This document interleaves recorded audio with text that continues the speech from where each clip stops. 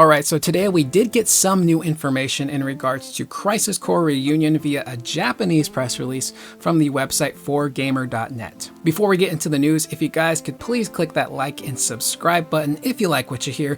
You don't have to, but if you like my style of reporting and want to keep up with Final Fantasy and Resident Evil news, a sub would be greatly appreciated. Also, I did upload a video yesterday that unfortunately got copyright claimed because of some of the footage that I used in it. So I'm kind of paranoid that maybe the video is not getting out there as it should be. I don't know if it's showing up in sub boxes, and I don't know if people who aren't subscribed are going to see it pop up in the algorithm via recommended. The view count is a little bit lower than it normally is, so that kind of has me a bit paranoid. But the video is talking about the potential return of Parasite Eve and how it could maybe get a remake. And we also talk a little bit about the highly requested remake for Resident Evil Code Veronica. So if any of that interests you, I will put a link to that video right here. And then at the very end of the video, at the end screen, I will put the video there as well. If you guys could check it out, give it a watch, give it a like, that would be greatly appreciated. So as for the press release, everything is in Japanese, so I used the Google Translate to translate to English, which again is a very rough translation,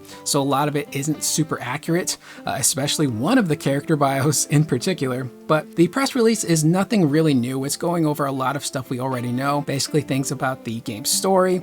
A lot of it is gameplay mechanics, talking about the attacks that Zack can use, synthesizing materia, summon attacks. They do mention that Bahamut looks more like his FF7 remake counterpart now, which is something I think they're doing for all of the summons, just to kind of make things match better. They talk more about the DMW system, and again, just going through a lot of these standard attacks that we already know about. But the new information does come to us via character bios for Reno, Rude, and Hojo, as well as some new screenshots of those characters and some new screenshots of Zack in action. So funny enough, if we look at the rough Google translated bio for Reno, it's actually kind of weird. So I'll go ahead and read that to you now. It says, a young man who uses a rod and belongs to the Turks. Sounds good so far.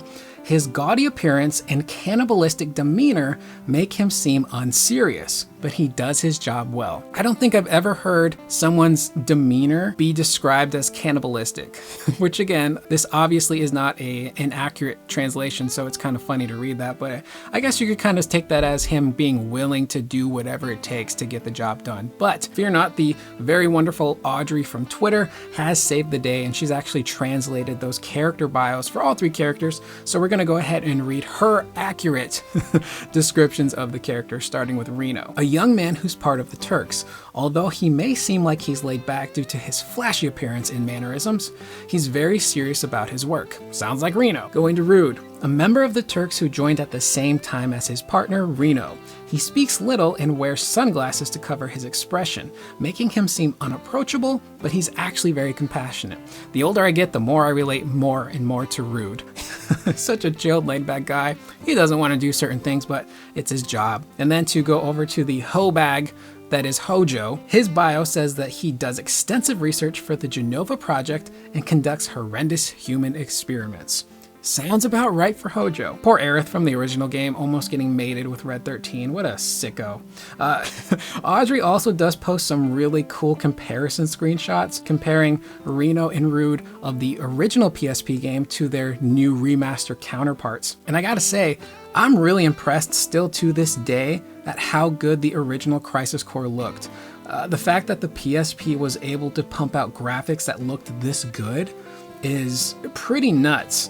But of course, seeing the remastered versions is also incredibly impressive. They were able to really keep a lot of the characters' looks and detail in them, but just upgrade them to make them look super nice. And of course, I'm pretty sure they're using assets from 7 Remake and maybe to an extent Rebirth, if there's any available for these characters, but it's just such a huge upgrade. Even a character like Hojo looks so much better in the remaster, so that's pretty impressive.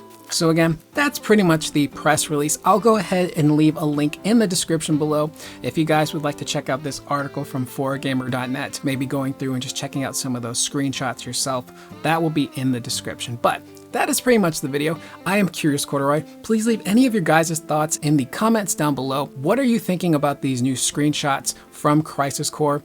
What do you think of the game visually? Because it looks pretty phenomenal, and I'm really excited to get my hands on it in December. I will see you guys in the next video. Please remember to always be excellent to one another.